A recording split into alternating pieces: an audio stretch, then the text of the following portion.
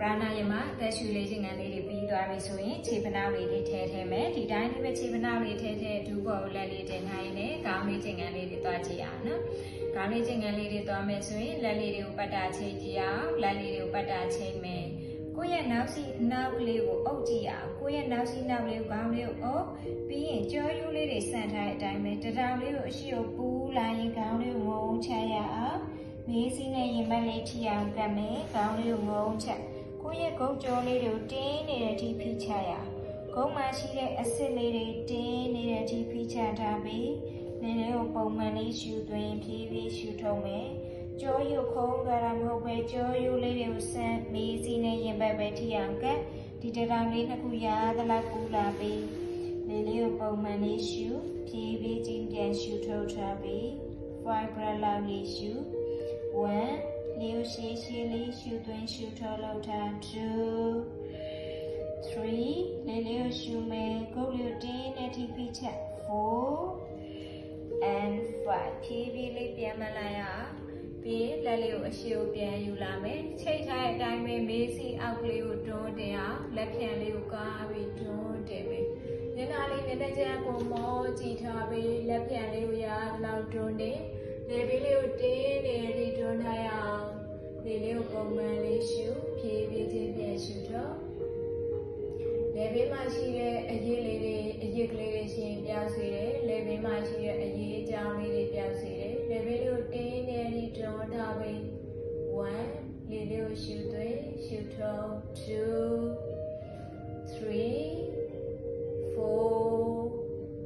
5 okay ဖြည်းဖြည်းပြန်မလာမယ်နောက်တစ်ချိန်လေးပြန်ပြီးအုပ်မယ်ခေါင်းနောက်လေးအုပ်ပြန်ဖိချက်နောက်တစ်ချိန်လေးဖိချက်မေးစီရင်မက်လေးထီအောင်ကတထောင်လေးတွေအရှိကိုဆူထား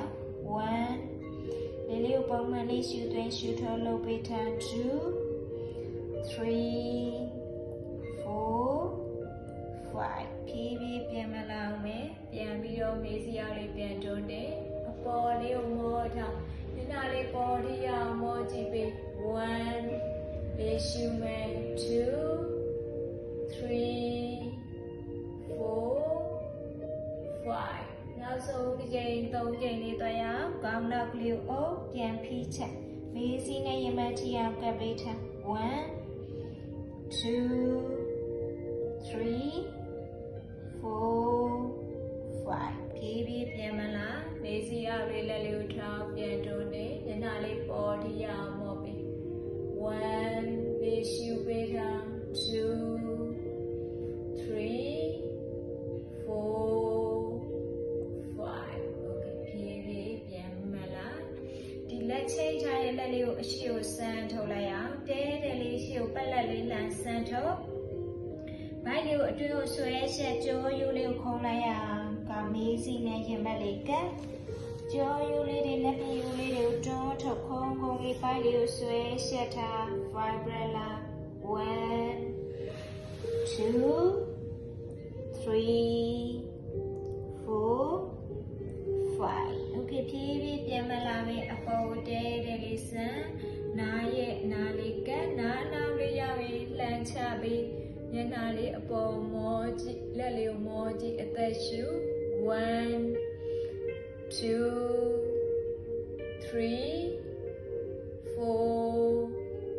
5 okay ဖြည်းဖြည်းချင်းညာဘက်လေးကိုပြန်ဆောင်ချအောင်မယ်ခါးပေးလေးကိုတင်းနေအောင်ဆောင်မျက်နှာလေးနည်းနည်းဆက်ကိုမောကြည့်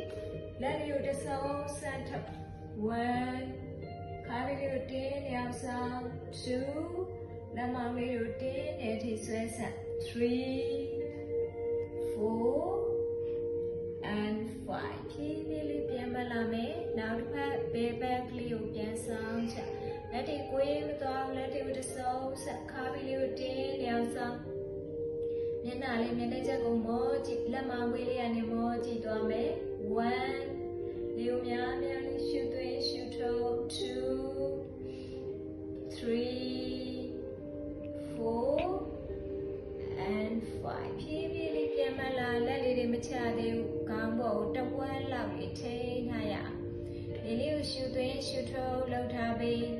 လက်မောင်းလေးညောင်းလိုက်ခဏလေးတီးခန့်ပြီး1 2 3 4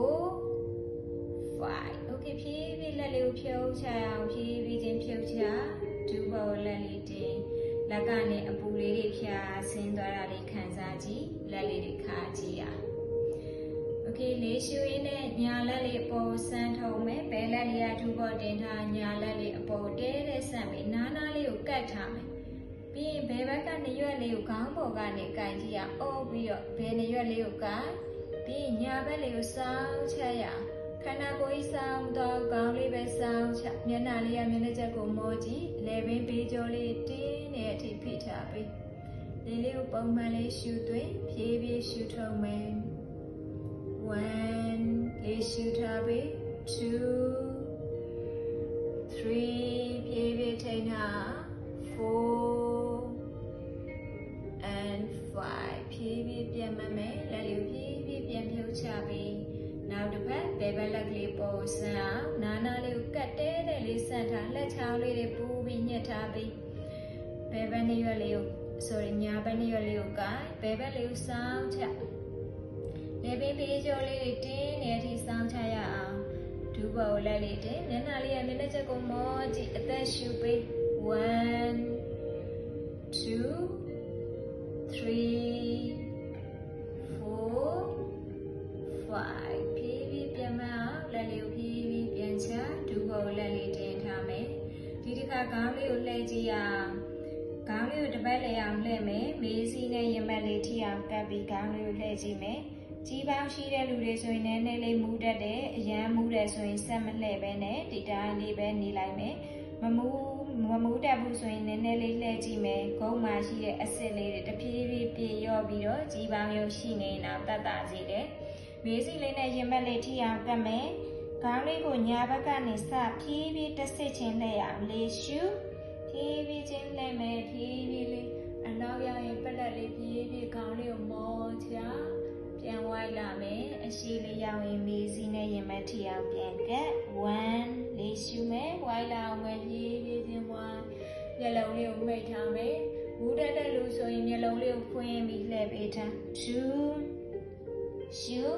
ဖြည်းဖြည်းချင်းဝိုင်းဖြည်းဖြည်းလှည့်လာတစ်စေးချင်းလှည့်ပြီး3ရှူဖြည်းဖြည်းချင်းလှည့်မယ်မူးတယ်ဆိုရင်3ချိန်လောက်ပဲလှည့်ပေးရသေးရင်5ချိန်လှည့်မယ်ရှူဖြည်းဖြည်းချင်းရှူမေးစီနဲ့ရင်မက်လေးကန်ရင်ပြန်ရှူထုတ်5ပြင်ခေါင်းပြန်မမောသေးဘူးဘဲဘက်လေးကိုပြန်ဝိုင်းဦးမယ်နောက်တစ်ချိန်လေးရှူဖြည်းဖြည်းတစ်စစ်ချင်းလှည့်ပြီး1မျက်လုံးလေးကိုမိတ်ထားမူးတဲ့ရင်ဖွင့်မယ်2အရန်မူးတယ်ဆိုလို့ရှိရင်တော့မလှည့်ပဲနဲ့ရက်လိုက်မယ်ရှူဖြည်းဖြည်းလှည့်အောင်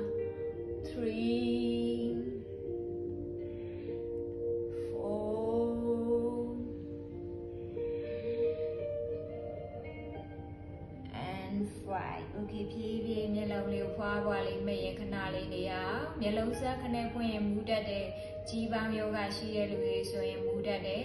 ဒါပေမဲ့တဖြည်းဖြည်းချင်းလှည့်ရင်လည်းကြီးပေါင်းရှိနေတော့တဖြည်းဖြည်းပြောက်တတ်တယ် Okay မျက်လုံးလေးကိုဖွင့်လက်လေးနှစ်ဖက်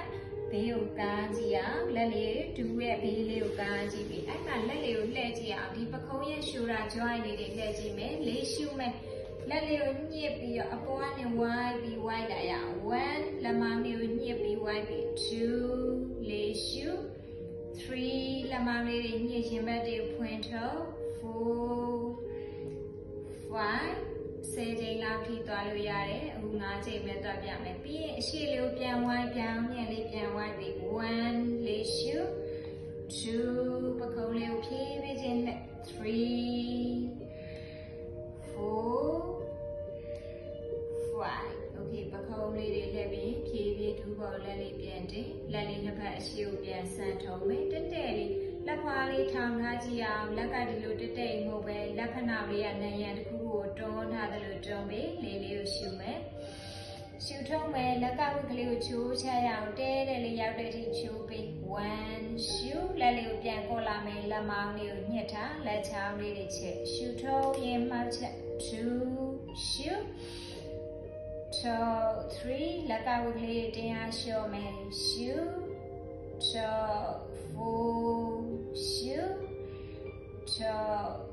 5 ဒီမှာလဲ10ချိန်လောက်ထိသွားလို့ရတယ်အခုကတော့5ချိန်လေးပဲလုပ်ပြမယ်နော်ဒူးဘောလက်လေးပြန်တင်လိုက်ရအောင်ပခုံးတင်ရလေးလျှော့ချနောက်တစ်မျိုးလေးလက်လေးကိုပြန်ဆန်းအောင်မယ်လက်ချောင်းလေးတွေကိုခြေထားဘေးတက်လေးတက်လေးပဲလေးရှူတဲ့အခါမှာလက်လေးကိုစမ်းထုတ်လက်ချောင်းလေးကိုအားပြေးနဲ့ညှစ်ထားမယ်ရှူထုတ်လက်မလေးကိုထည့်လက်သီးကိုတင်းနေအောင်ဆုပ်ပြီး1 shoot 2 shoot လက်တွေကိုစမ်းထုတ်3 shoot 4 shoot အားပြေးနဲ့စမ်းထုတ်5 okay ဒီမှာလည်း10ထိသွားလို့ရတယ်ရှူရင်လက်ကိုစမ်းထုတ်လက်မလေးထဲလက်သီးဆုပ်10ထိသွားမယ်ပြီးရင်လက်လေးတွေခဏလောက်ခါကြည့်အောင်လက်မောင်းလေးတွေညှစ်ထားတော့ညောင်းနေတယ်ဖြည်းဖြည်းလက်လေးခါကြည့်မယ်ပြီးရင်ပခုံးကျွမ်းလေးတွေရှော့မယ်ရှူတာလေးတွေကိုလှည့်ကြည့်ရပခုံးမုံလက်လေးတင်ထားရအောင်လက်လေးကိုတင်မယ်တထောင်ရဘေးကိုကားနေရမဟုတ်ပဲတထောင်လေးကကိုယ့်ရဲ့နာယူနာကိုကတ်ထားမယ်လေးရှူတဲ့အခါမှာဒီတထောင်လေးတစ်ခုကအောက်ကနေတက်လာမယ်ရှူလက်လေးကိုပေါ်တက်လာပြီးဒီတထောင်စစ်လေးနှစ်ခုလာပူမျက်နှာရှိမှာရှူထုတ်ပြန်ဝိုင်းပြီးဘေးကိုကားချက်အောက်လေးပြန်ရောက်ရင်နောက်တစ်ချိန်ရှူတထောင်လေးလာထိရှူထုတ်ရမလေးကိုဖွင့်ပြီးရချက်2ရှူ3 ရှူ4 ရှူ5ပြည့်သွားပြီဆိုဒီတထောင်လေးပူးထားတဲ့အတိုင်းအောက်ကနေနောက်တစ်ချိန်ပြန်ဝိုင်းရှူလက်လေးကိုပြန်လှည့်ပြီး1ရှူ2ရှူ3ရှူ4ရှူ5 okay ဖြည်းဖြည်းချမယ်ရှူတာအရန်ကျက်နေတဲ့လူဆိုရင်ဒီလိုတထောင်လေးတွေထိလို့မရဘူးတိတ်မထိနိုင်ဘူးเนาะဖြည်းဖြည်းနောက်ဆိုရင်ထိသွားလိမ့်မယ်လက်လေးကိုချခါကြည့်ရအောင် okay ဒီတစ်ခါလေးရှူရအောင်လက်လေးတစ်ဖက်အပေါ်တဲတဲ့လေးစမ်းထုတ်လေးရှူမယ်ကြောရိုးလေးစမ်းထားရှူထုတ်ရင်းနဲ့ညာဘက်လက်ကလေးကဖြည်းဖြည်းချရအောင်လက်ချောင်းလေးထားပြီးတထောင်လေးကိုစမ်းထား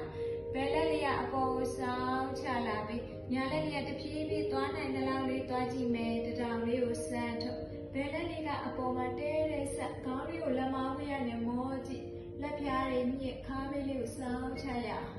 ညာတော့တဖြည်းဖြည်းအောက်ကညာလက်လေးကဘေးကိုဆင်းသွားပြီးခါးလေးတင်းနေအောင်ဆောင်းတင်မလေးဒီလိုကြွမလာဘူးကိုယ့်ရဲ့တင်မလေးလည်းဖိချပေါင်လေးတွေဖိချမျက်နှာလေးပေါ်မောကြည့်အသက်ရှူမယ်1လေးများလေးရှူထားပြီး2 3 4 5ဖြည်းဖြည်းပြန်မရအောင် okay ပြီးနောက်ရင်ပြန်ရှူထုတ်မယ်ဘယ်ဘက်လက်ကလေးချမယ်ကိုယ်နဲ့တန်းနဲ့ဖြည်းဖြည်းလက်လေးကိုဆင်းသွားပြီးရသလောက်ဆောင်းချအပေါ်ကညာလက်လေးကနာကိုကတ်ထားရင်မျက်နှာလေးအပေါ်မောကြည့်အသက်ရှူခါးပြီးလေးကိုတင်းနေအောင်ဆောင်းပြီးခါးပြီးကအစီလေးကြားကြည့်တယ်ခါနာလာလေးတွေတက်တာစေတယ်1 2 3 4